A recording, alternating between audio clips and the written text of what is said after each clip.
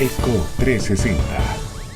Estamos de vuelta en Eco 360 y a partir de este momento vamos a compartir con ustedes la opinión y el análisis del experimentado político Mario Rognoni acerca de la situación actual y distintos aspectos con respecto a los retos que enfrenta el país y la situación política de la actualidad. En primer lugar, le preguntamos o le pedimos que nos hiciera una evaluación según su perspectiva de la situación del país en este momento. Escuchemos.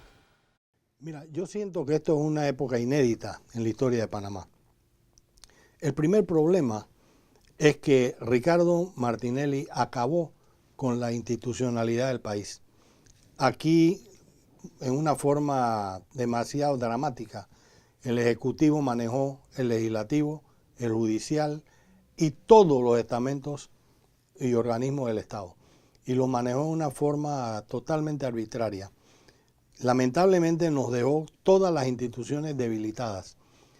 Cuando se da el cambio de gobierno, la primera prioridad es retornar a la institucionalidad, devolverle al país los estamentos que requiere para poder manejarse adecuadamente y constitucionalmente. Pero ¿qué ocurre? Que en el medio del manejo de gobierno de Martinelli, él llega a diseñar, regular y reglamentar simplemente un régimen de corrupción, donde las instituciones empiezan casi que a trabajar sin ningún tipo de control ni fiscalización. Y si tú al ratón le dejas el queso, se lo va a comer. Y todos comieron del queso. Y cuando te digo todos, Corte Suprema de Justicia, diputados y funcionarios de todos los estamentos. Entonces ahora el gobierno del presidente Varela tiene una responsabilidad que no es de él, sino es del país. ¿Qué hacemos? ¿Cómo adecentamos esto? Quiero rescatar la frase en la que él se refiere a la responsabilidad de quién es, que no es una responsabilidad del gobierno solamente. Adecentar este país y sacarlo del hueco en el que está es una responsabilidad de la sociedad panameña y muchos estamos solamente viendo desde la barrera. ¿Cómo adecentamos el país? ¿Qué tenemos que hacer y qué escollos enfrentamos? Escuchemos. Tenemos varios problemas. Tenemos que adecentarlo con una Corte Suprema que sabemos que está contaminada de corrupción. Tenemos que adecentarlo con una Asamblea que sabemos también cayó en la corrupción. Y tenemos que adecentarlo con funcionarios, muchos de los cuales se sienten comprometidos por familia, por amistad, por relación anterior comercial, con los que ellos tienen ahora que denunciar. Hasta este momento, ¿qué es lo que hemos visto? El esfuerzo en la denuncia. Pero como el sistema judicial panameño es como es, ni siquiera sabemos cuál va a ser el final de ninguno de los casos. El esfuerzo por suspender los elementos que llevaron a la corrupción. Pero ya vimos que no hay esa voluntad política de parte de la Asamblea.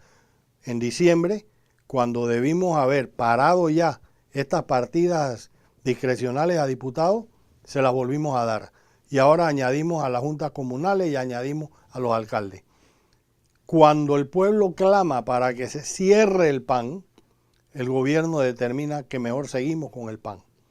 Entonces yo siento que como que estamos en dos aguas, no hay una voluntad real, definitiva, de corregir los errores, sino simplemente de maquillarlos, reducirlos y ver si podemos sancionar a algún culpable. El analista Mario Rognoni también tuvo la oportunidad de conversar con nosotros sobre el tema de la Asamblea. En el bloque anterior yo hacía una recopilación de todas las evidencias que hasta ahora tenemos los panameños, terminando con las declaraciones de Rafael Guardia en su indagatoria de cómo se utilizaban millones de dólares de fondos públicos por parte de los diputados. Y no solo de algunos, sino de una gran cantidad de diputados de todos los partidos y de candidatos que no salieron electos. Y yo me preguntaba en estos días aquí en el programa si todo esto se llegara a confirmar de que se llegó a la Asamblea o se llegaron a las curules o a la reelección con fondos del Estado, si no estamos ante una Asamblea ilegítima. Si todo esto se confirma, también se lo preguntamos a Mario Rognoni. Adelante. Yo creo que ya se confirmó. Todos los diputados, prácticamente, oposición y gobierno, en el gobierno de Martinelli, recibieron partidas, recibieron dinero que utilizaron electoralmente. Nosotros, de todo, oposición y gobierno. ¿Qué podemos hacer? Habría que eliminar la elección que se dio el 4 de mayo, llamar a una nueva elección de diputados, y yo creo que el país se atrasaría tremendamente si lo hacemos, pero lo adecentaríamos.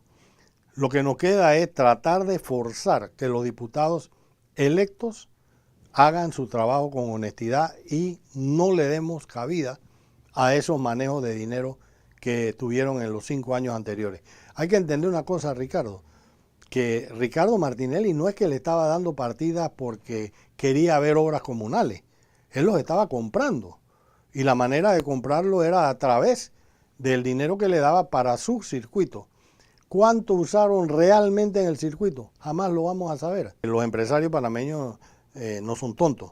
Si yo le vendo a un diputado 5 millones de dólares en bienes para repartir, yo le pongo el precio, pero yo puedo reservarle medio millón, 250 o lo que sea, y se lo doy al diputado por haberme dado la orden. Entonces, ¿pero cómo lo puedo probar? No lo puedo probar, salvo que el empresario hable, que no va a hablar, porque eso va para su pescuezo.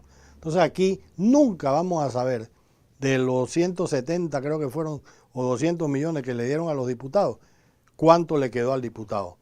¿Y qué pasa con el diputado que corrió y perdió? Ni siquiera lo vamos a investigar. Y ese también recibió fondos. Ahora no es diputado y ya le perdemos la pista. Entonces siento que comenzando por la Asamblea tenemos una debilidad grande en tratar de corregir los errores con un órgano del Estado que ya viene cojo. Un órgano del Estado que ya viene cojo porque participó de la corrupción. Hoy hemos visto las evidencias y las posibilidades de que sean investigados son remotas o difíciles hoy. La justicia tiene un gran reto y sobre todo el Pleno de la Corte Suprema de Justicia. Al regresar del cambio, seguimos. Complicaciones y prioridades y la oposición. Seguimos analizando la interesante entrevista con Mario Rognoni. Ya volvemos.